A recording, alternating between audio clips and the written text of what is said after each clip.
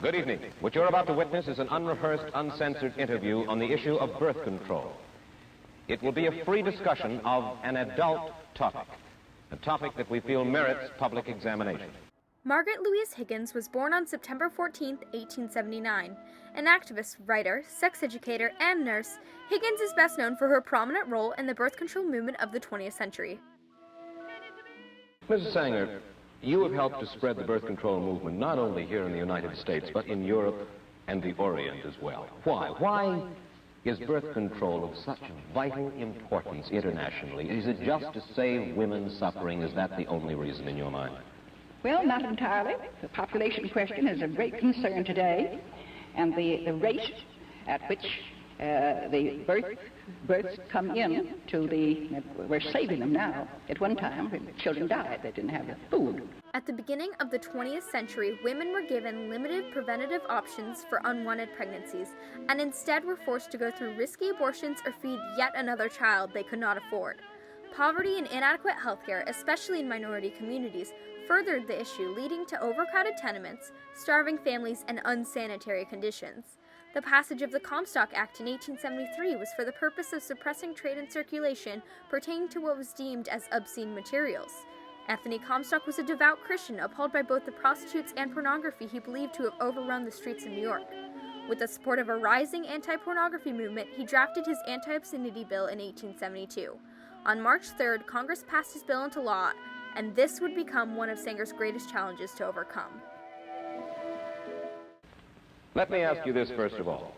Why did you do it? I realize that you had an intellectual conviction that birth control was a boon to mankind, but I'm sure that others have that conviction too. And so what I'd like to know is this. What events, what emotions in your life made Margaret Sanger a crusader for birth control? Well, Mr. Wallace, it's hard to say that any one thing has made one do this or that. I think from the very beginning, I came with a large family. My mother died young, 11 children. That made an impression on me as a child. I was a trained nurse, went among the people. I saw women who asked to have some means whereby they wouldn't have to have another pregnancy too early after the last child, the last abortion, which many of them had. So there's a number of things that are one after the other that really made you feel that you had to do something.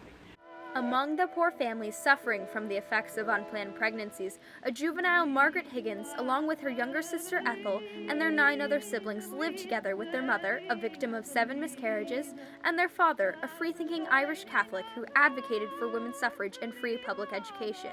In 1902, Margaret met a young German immigrant studying architecture by the name of William Sanger. They soon married and had their first of 3 children a year later. However, Sanger's devotion to her cause came at a cost, and the two separated in 1921. In 1916, Fania Mindel, a Russian immigrant and activist, met Sanger during a political rally. That year, they co-founded the first birth control clinic in the United States, in which both men and women could learn information from a trained nurse about reproduction and contraception for a dime. 10 days later, they were arrested and charged with the illegal distribution of obscene materials.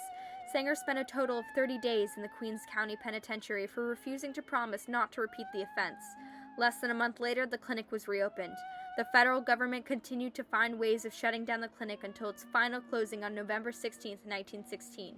A year later, the 1917 documentary Birth Control, in which she wrote, produced, and starred in, was immediately banned for its content of an indecent topic, family planning. The law was against Sanger. I've asked you your motives a little while ago at the beginning of the program, your motives in working for birth control as hard as you have for as many years as you have. You reject the principal Catholic argument against birth control as being totally invalid. What do you think the motive of the Church in forbidding birth control? Well, I don't have much to do with the hierarchy, and I know that the people that come to our organization and want to have the same methods, or whatever it is that one can have to prevent a pregnancy, that those women will say to us, we ask their religion very often, and they say, I am a Catholic, I was raised in the Catholic Church. My church is wrong on this. This is the one thing. I will never be anything else, but my church is wrong on this one thing. And that is said over and over and over again. The American Birth Control League was founded November 10, 1921. Sanger's new book, The Pivot of Civilization, listed the goals of her new organization, including research, investigation, sterilization, and education. In 1942, the American Birth Control League was renamed to Planned Parenthood. This is the name it holds today. Let me ask you this question. Suppose a healthy, a well-to-do couple decide for some reason never to have children, use birth control all their lives. Would you say that your methods are being misused, Mrs. Sanger? I don't think it's a misuse. I think if they're intelligent adults, they must know what they want. They must manage their lives themselves. Sanger's dream had always been to create a new contraceptive in order to fulfill her life's work, which she finally did between 1951 and 1952 by funding Gregory Pincus and his research of hormonal contraception. He, along with a team of scientists, developed the basic concept, and 8 years later, the FDA legally approved of Inovid, the first birth control pill, as a contraceptive.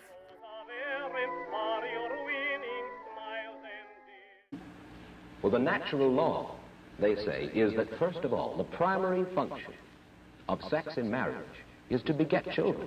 Do you disagree with that? I disagree with it 100%. Your feeling is what, then? My feeling is love and the attraction between men and women.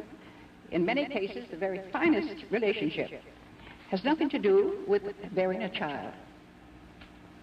It's secondary.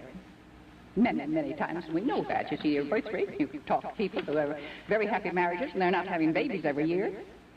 In total, Margaret Sanger published 9 books, produced her own documentary, wrote several pamphlets, and 2 periodicals, all concentrated on the subject of birth control. She used her writings to gain the public's attention up until her final book, titled An Autobiography, in 1938, and the last few editions of her periodical that had lasted for over 20 years, titled Birth Control Review, ending in 1940. The participation of African American women in the birth control movement was considered controversial under the circumstances of a complicated history in which slave women resorted to forms of abortion and contraception as an illustration of resistance to the sexual oppression of their owners. With support from various black churches, Sanger opened a clinic in Harlem and received assistance in educating the black public. Black women also suffered under the popular belief of eugenics. Sanger was a notable supporter of such a belief, but continuously rejected the exploitation of eugenics on the basis of race.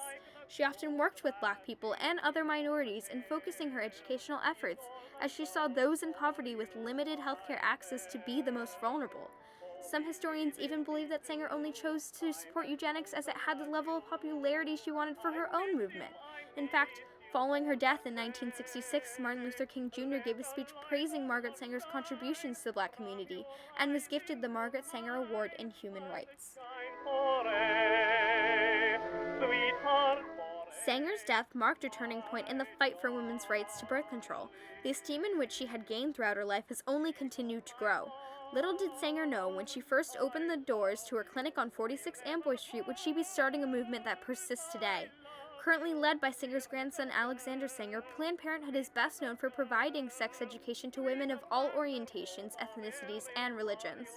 Margaret Sanger's persistence in her establishment of the birth control movement, despite several arrests and lawsuits, allowed her to overcome societal boundaries by formulating a new drug, resisting birth control opponents, and educating women, eventually forging the opportunities in women's health rights seen today.